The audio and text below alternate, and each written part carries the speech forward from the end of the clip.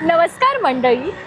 प्रत्येक शहराची आपली एक वेगळी ओळख असते, पण पुणे हे एक फक्त शहर नाही, वाईब आहे.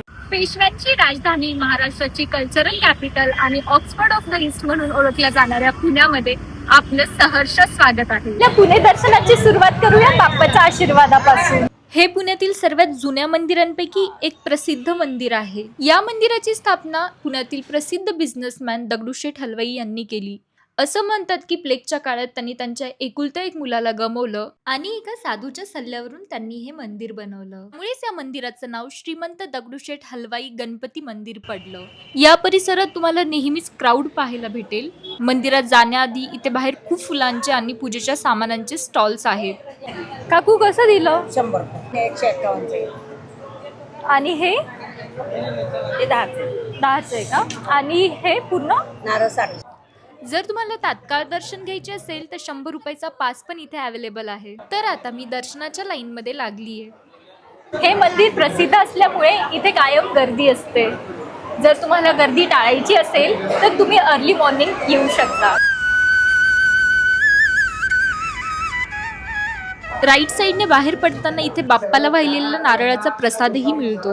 हे एक केवळ मंदिर नसून ही पुण्याची ओळख आहे. बाप्पाचं दर्शन झाल्यावर उकडीचा मोदक खायला विसरू नका. तर चला मग.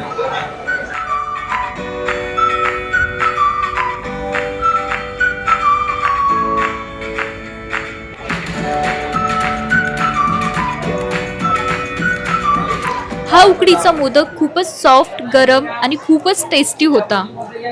मला वाटलं मंदिरात आलं असा प्रसाद किंवा मोदक ट्राय करणं तर बनतंच. मंदिराच्या अगदी मागच्या साईडला एक स्वामींचं सुंदर मंदिर आहे. तर चला मग जाऊया. कॅमेरामध्ये सगळं काही कॅप्चर होत नाही, पण इथे येऊन जो फील येतो ना तो खूपच वेगळा आणि पॉझिटिव्ह आहे. दर्शन घेऊन थकले असाल तर मंदिराच्या अगदी उजव्या बाजूला एक डेअरी आहे, जिथे तुम्ही लस्सी, ताक यांचा आनंद घेऊ शकता. दर्शनानंतर असं काहीतरी थंड आणि रिफ्रेशिंग मिळालं की मूड अजूनच छान होतो. मंदिराच्या समोर अशी एक जागा आहे जिचं महत्व फक्त पुण्यासाठीच नव्हे तर संपूर्ण भारतासाठी आहे. इसवी सन 1848 मध्ये सावित्रीबाई फुले आणि ज्योतिराव फुले यांनी भारतातील मुलींसाठी पहिली शाळा सुरू केली, तो म्हणजेच भिडेवाडा. त्या काळात मुलींना शिक्षण घेणे समाजात मान्य नव्हते. विचार करा, जे शिक्षण आज आपण इतक्या सहजपणे घेतो त्यासाठी कुणीतरी एवढा संघर्ष केला होता. दगडूशेठचं दर्शन झाल्यावर आता मी निघाले आहे पुण्यातील अजून एका आयकॉनिक ठिकाणी, म्हणजेच शनिवार वाड्याकडे. हे जे रस्ते तुम्हाला थोडेसे अरुंद वाटतात ना, कारण आपण सध्या पेठेच्या भागात आहोत. हा भाग म्हणजे जुनं पुणे, प्रॉपर पुणे म्हणून ओळखलं जातं. हे बघा, या साईडला ज्या वॉल्स दिसत आहेत त्या शनिवार वाड्याच्या वॉल्स आहेत आणि आपण आता इथून मध्ये एंटर करत आहोत. हा जो पूर्ण एरिया दिसतोय हा पार्किंगसाठी रिझर्व एरिया आहे. इथून तुम्हाला शनिवार वाड्याची भव्य एंट्रन्स दिसेल. तुम्ही पाहू शकता दरवाजावर कसे टोकदार खिळे आहेत. आतमध्ये येताना तुम्हाला भिंतीवर खूप सुंदर आर्टवर्क दिसतं. माझ्या मते इथे महाभारत आणि रामायणाशी संबंधित काही प्रसंग दाखवले असतील. या वाड्याचे नाव शनिवार वाडा पडण्याचे कारण असे की हा वाडा 10 जानेवारी 1730 रोजी म्हणजेच शनिवारी बांधण्यास सुरुवात झाली. सध्या पेशव्यांनी बांधलेली मूळ इमारत अस्तित्वात नाही असं सांगितलं जातं की ही 7 मजली लाकडी इमारत आगीत नष्ट झाली. त्यामुळे आता इथे मुख्य तिचा पाया आणि काही अवशेष पाहायला मिळतात.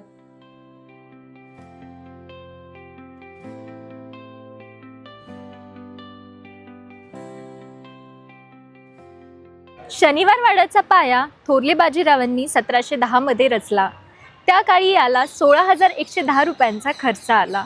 ही जी जागा तुम्ही बघत आहात ते अमृतराव पेशवे यांचं निवासस्थान होतं. नंतरच्या पेशव्यांनी इथे तट, बुरुज, दिवाणखाने, कारंजे अशा विविध वास्तू बांधल्या.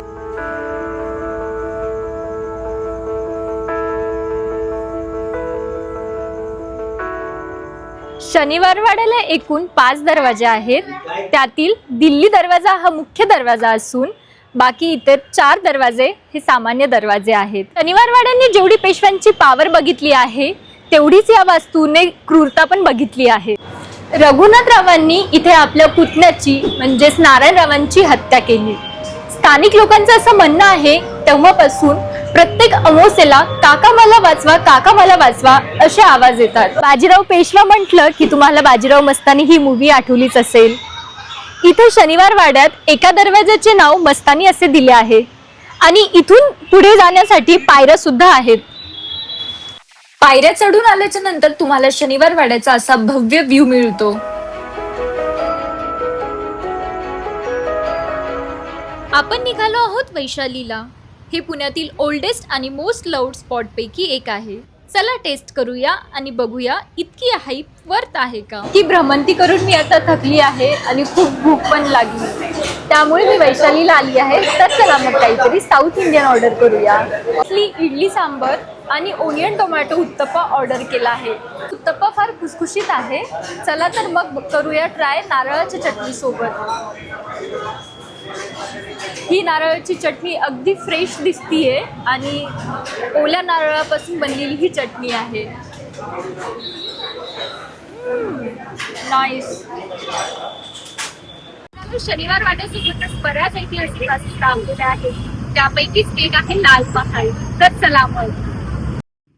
असं मानलं जातं की हा महाल शहाजी भोसले यांनी आपल्या पत्नी जिजाऊंसाठी बांधला होता. सध्या जी ही इमारत दिसते ती मूळ इमारत नसून तिचा रिप्लिका आहे, पण आतमध्ये आल्यावर तो हिस्टॉरिकल फील अजूनही जाणवतो. भिंतींवर शिवाजी महाराजांचं बालपण, त्यांच्यावर झालेले संस्कार, जिजाऊंनी दिलेली शिकवण, ज्याची बीज असे वेगवेगळे प्रसंग दाखवण्याचा प्रयत्न केलेला आहे. आणि अजून एक खूप इंटरेस्टिंग गोष्ट म्हणजे शिवाजी महाराजांच्या त्या प्रसिद्ध धाडसी हल्ल्याची. असं सांगितलं जातं की इथे शिवाजी महाराजांनी शाहिस्तेखानावर अचानक हल्ला केला आणि त्या हल्ल्यात त्याची बोटं कापली गेली. मी सध्या लाल महालाच्या बाहेर उभी आहे आणि इथून तुम्ही पाहू शकता नानावाडा आणि शनिवार वाडा हे अगदी वॉकेबल डिस्टन्सवर आहेत. नानावाड्याचा पहिला फ्लोअर सध्या टुरिस्टसाठी ओपन आहे आणि एंट्री फी आहे पर पर्सन 25 रुपये. आणि इंटरेस्टिंग फॅक्ट म्हणजे नानावाड्याचं बांधकाम हे शनिवार वाड्याच्या उरलेल्या दगड आणि लाकडामधून झालेलं आहे. हा वाडा नाना फडणवीस यांच्याशी जोडलेला असून ते पेशवाईतील अतिशय महत्त्वाचे सल्लागार मानले जायचे. आता मी पुढच्या सेक्शनमध्ये म्हणजेच भारतीय स्वातंत्र्य लढ्याबद्दल माहिती असलेल्या रूम्समध्ये जातीये. आपल्याला पुस्तकात फक्त काही मोठी नावे माहिती असतात, पण इथे आल्यावर कळतं की स्वातंत्र्य मिळवण्यासाठी किती वेगवेगळ्या लोकांनी आणि चळवळींनी योगदान दिलं. या मॅप्समध्ये मराठा साम्राज्य किती मोठं आणि विस्तारलेलं होतं हे दाखवलं आहे. या रूममध्ये ब्रिटिश काळातील रेकॉर्ड्स आणि त्या काळातील ॲडमिनिस्ट्रेशन दाखवलं आहे.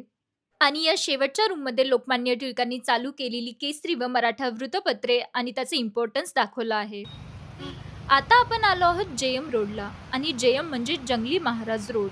पुण्यातील हा खूप पॉप्युलर रोड आहे. जंगली महाराज हे एक संत आणि आध्यात्मिक गुरु होते. असं सांगितलं जातं की त्यांनी पुण्यात काही काळ वास्तव्य केलं आणि इथे तपस्या केली. म्हणूनच इथे त्यांचं मंदिर बांधलं आहे आणि त्या नावावरूनच या रोडचं नाव जेएम रोड असं पडलं. मंदिर गजबजलेल्या जेएम रोडच्या बाजूला असून सुद्धा आतमध्ये खूप शांतता फील होते. जंगली महाराज मंदिराच्या अगदी बाजूलाच तुम्ही पाताळेश्वर केव्ज पण एक्सप्लोर करू शकता. 9व्या शतकामध्ये जेव्हा महाराष्ट्रात राष्ट्रकुटांचे राज्य होते तेव्हा ही लेणी कोरण्यात आली. विशेष बाब म्हणजे पाताळेश्वर केवला पाहताच तुम्हाला एलोरा केवची आठवण येईल, कारण या दोन्ही केव्ज एकाच बेसॉल्ट रॉक पासून बनलेल्या आहेत. या केव्जला पाताळेश्वर केव्ज म्हणण्याचे कारण असे की या पाताळात म्हणजेच ग्राउंड लेवलच्या खाली आहेत. असे मानले जाते की पांडव वनवासात असताना ते भटकंती करत होते व त्यांना आश्रयाची गरज होती. तेव्हा त्यांनी एका रात्रीमध्येच या केव्ज उभारल्या आणि इथे वास्तव्य केले. आणि आता आलो आहोत पुण्यातील सगळ्यात क्राऊडेड आणि फेमस भागांपैकी एक FC रोडवर. हिस्ट्री मंदिर एक्सप्लोर झालं. आता थोडंसं मूड रिफ्रेश करूया. इथे थोडी शॉपिंग करू, थोडंसं फिरू आणि काय ट्रेंडिंग आहे ते बघू. जशी जशी सायंकाळ होत जाते तशी तशी FC रोडवर गर्दी वाढत जाते आणि इथे सायंकाळी फूड स्टॉल्स आणि कपड्यांचे स्टॉल्स तुम्हाला पाहायला मिळतील.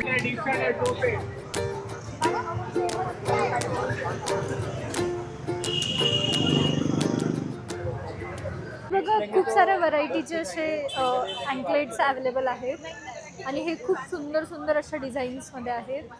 हे बघा, तुम्ही पाहू शकता.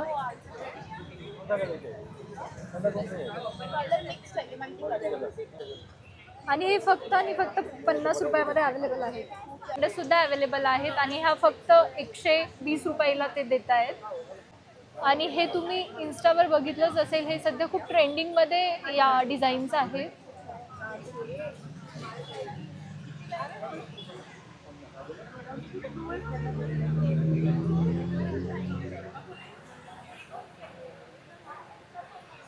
हे बघा, हे किती सुंदर असं पीस आहे.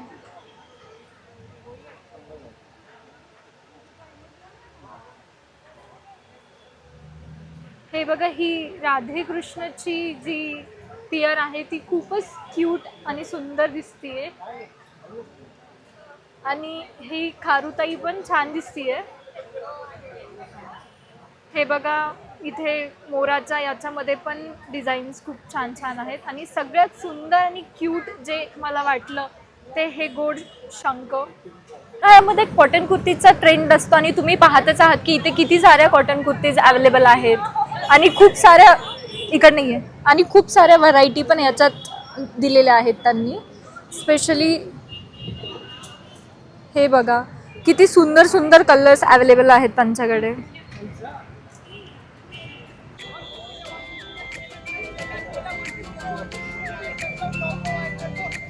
चलो 300 में दो लेके जाओ, 300 में दो है, 300 में दो है, 300 में दो है. चलो व्हाइट टॉप है, व्हाइट शर्ट है, व्हाइट टॉप है, व्हाइट शर्ट है. मागच्या वेळी आपण वैशालीला आलेलो. आता सायंकाळी तुम्ही इथे गर्दी पाहू शकता. मी आता रुपाली इथे दहीवडा ट्राय करतेय. तुम्हाला गंमत माहिती आहे का, वैशाली आणि रुपाली यांचा ओनर हा एकच आहे. जर तुम्ही दहीवड्याचे फॅन असतील तर हा दहीवडा तुम्ही नक्की ट्राय करा.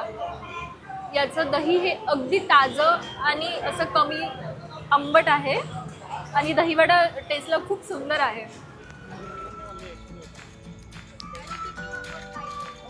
FC रोडवर शॉपिंगसाठी खूप सारे ऑप्शन्स अवेलेबल आहेत. ट्रेंडिंग टॉप्स, जीन्स, ॲक्सेसरीज आणि खूप स्टाईल्स. आणि बेस्ट म्हणजे थोडंसं बार्गेनिंग केलं तर भारी डिस्काउंट्स पण मिळतात. तुम्हाला जर कुणाला असं तुमच्या जवळच्या लोकांना गिफ्ट द्यायचं असेल तर इथे खूप सुंदर सुंदर असे बुके बनवून ठेवलेले आहेत त्यांनी. हे पण पाहू शकता तुम्ही.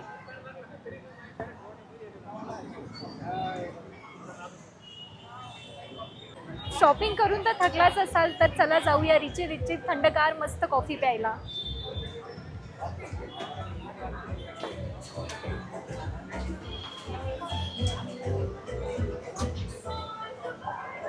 दादा एक कॉफी.